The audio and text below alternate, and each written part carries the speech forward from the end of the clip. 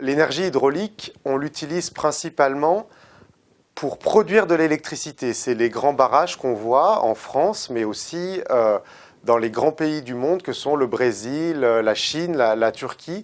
Et aujourd'hui, même si on considère qu'en France, l'énergie hydraulique n'a pas un grand avenir, elle continuera pendant longtemps à être notre principale source d'énergie renouvelable, au moins pour la production d'électricité, mais aussi à se développer un peu partout sur la planète.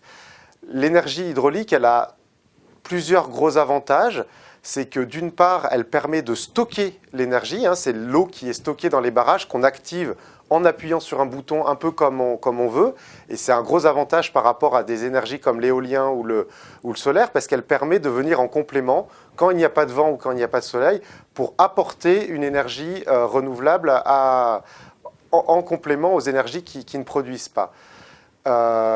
Aujourd'hui, en France, on considère que la plupart des grands sites sur lesquels on peut construire des barrages et donc utiliser l'énergie hydraulique sont déjà mobilisés.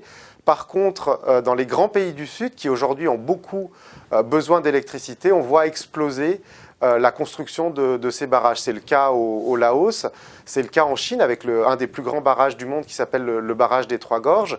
Mais c'est le cas aussi en ce moment au Brésil où on réfléchit à plusieurs projets de barrages sur l'Amazonie. La principale faiblesse de cette énergie hydraulique et qui nécessite qu'on la questionne et qu'on l'interroge, c'est que la construction de ces barrages a des impacts sur l'environnement. Elle a des impacts d'une part parce qu'il est nécessaire souvent de déplacer des populations, mais aussi parce qu'elle perturbe le bon fonctionnement des écosystèmes. Dans la forêt amazonienne, on va recouvrir des milliers d'hectares de forêt qui sont une ressource importante de biodiversité pour produire de l'électricité, ce qui risque de menacer un certain nombre d'espèces végétales et animales.